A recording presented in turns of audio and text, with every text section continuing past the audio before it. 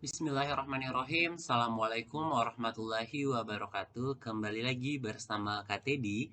Nah, kali ini kita masih membahas soal terkait penalaran kuantitatif UTBK SNBT tahun 2023.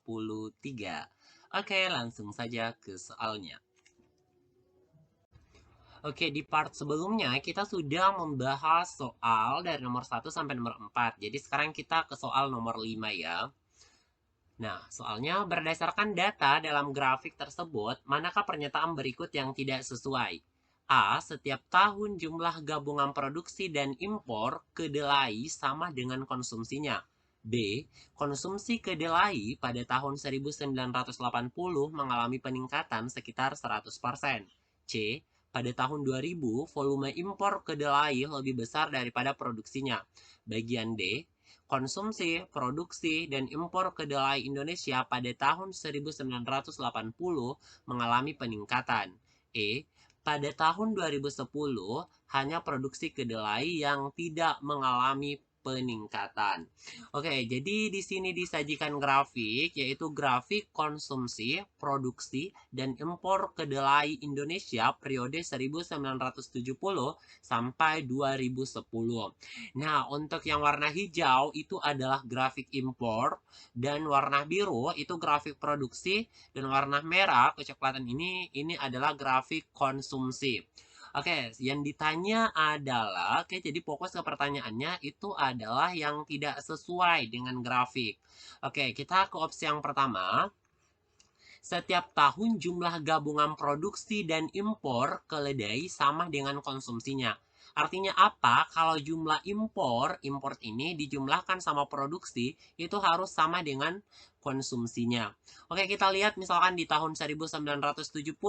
Di tahun 1970 terlihat bahwa yang paling tinggi itu adalah produksi, yaitu di mana produksi kedelainya sebesar 589. Oke, sementara konsumsinya adalah 526. Dari sini kita sudah lihat bahwa produksinya itu sudah lebih tinggi daripada konsumsinya. Jadi kalau misalkan produksi ini ditambah lagi sama impor ini, sudah pasti akan jauh lagi lebih tinggi daripada produksinya, daripada konsumsinya. Di mana konsumsinya itu hanya 526. Jadi sudah pasti ya kalau dijumlahkan antara produksi sama impor sudah pasti lebih besar daripada konsumsinya atau tidak sama. Jadi opsi A ini salah. Karena opsi A salah, maka jawaban yang tepat itu adalah yang opsi A. Oke, sekarang kita cek juga untuk yang opsi B. Oke, karena opsi B ini oke, kita cek juga opsi B ya. Oke. Nah, di opsi B dia bilang konsumsi kedelai pada tahun 1980 mengalami peningkatan 100%. Nah, kita lihat nih di tahun 1980. Konsumsinya itu ini ya, konsumsinya itu 1064. Oke, jadi konsumsinya ini 1064. Dan konsumsi sebelumnya itu adalah 526. Artinya apa? Kalau dia meningkat sekitaran 100%, jadi kalau dia meningkat 100%, maka terjadi peningkatan apa ya? Terjadi peningkatan konsumsi itu sekitar 526. Oke, ini kalau 100%. Tapi kan di soal dia bilang sekitarnya, jadi ya sekitaran ini saja itu sudah pasti benar ya pernyataannya.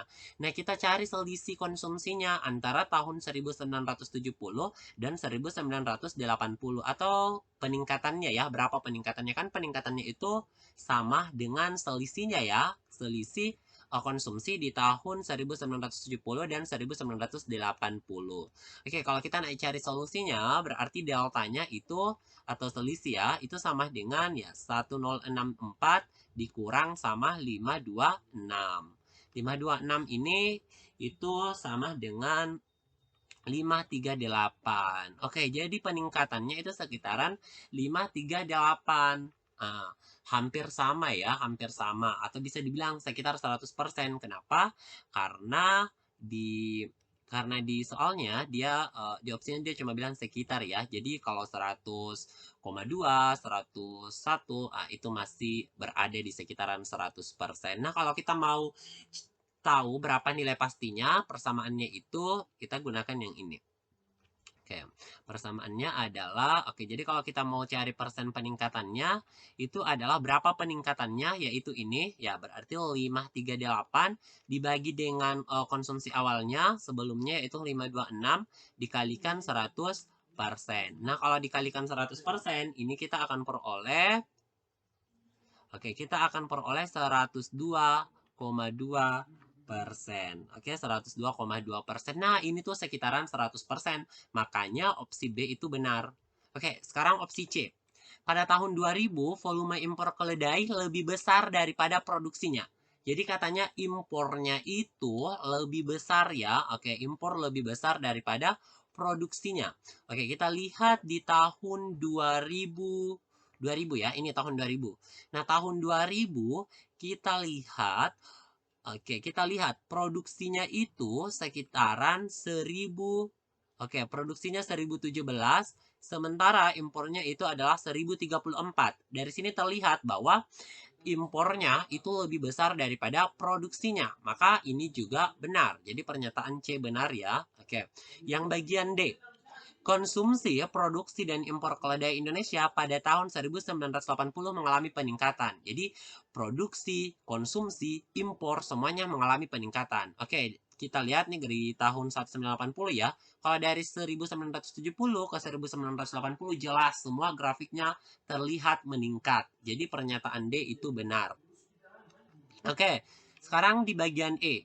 Pada tahun 2010 hanya produksi kedelai yang tidak mengalami peningkatan. Oke, kita fokus ke tahun 2010. Oke, tahun 2010. Nah, di tahun 2010 kita lihat konsumsinya ini meningkat dari sebelumnya di tahun 2010, tahun 2000. Begitupun juga impornya meningkat dari 1034 jadi 1740. Nah, yang menurun apa? Yang menurun adalah produksi kedelainya. Yang di tahun 2000 produksinya sebesar 1017, sekarang berubah menjadi 907. Jadi hanya produksi kedelai yang tidak mengalami peningkatan karena dia mengalami penurunan. Jadi pernyataan ini juga benar. Oke, semoga bisa dipahami. Sekarang kita akan lanjut ke soal berikutnya. Oke, sekarang kita ke soal nomor 6.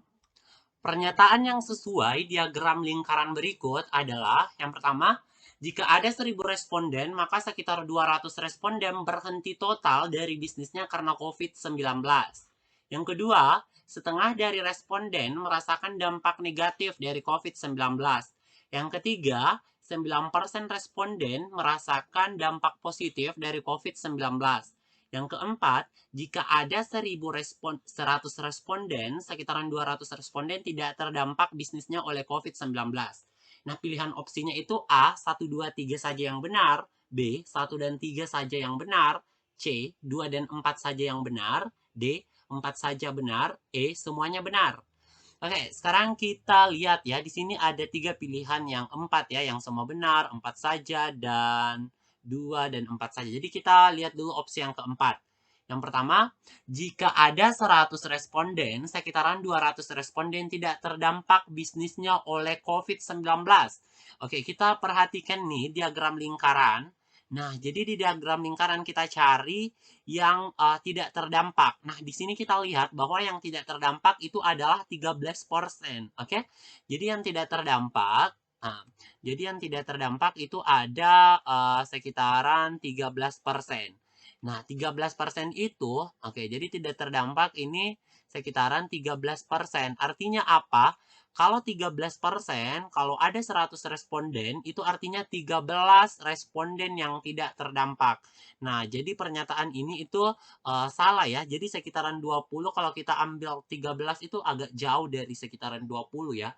Jadi opsi yang 4 ini salah ya. Oke, jadi opsi 4 ini salah. Karena harusnya hanya ada sekitar 13 responden.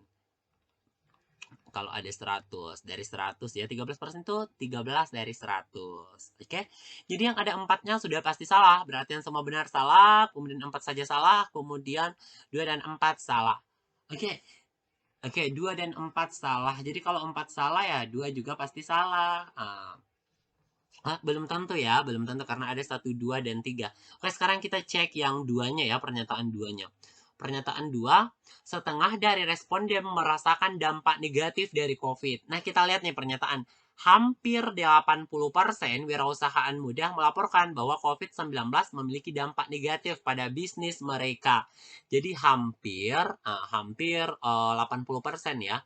Berarti 80% itu lebih dari setengahnya, karena kalau setengah itu artinya 50, kalau setengah itu artinya 50%. Nah, karena lebih dari setengah, maka pernyataan 2 juga salah. Jadi yang ada 2-nya salah. Jadi udah otomatis jawabannya adalah yang B, 1 dan 3.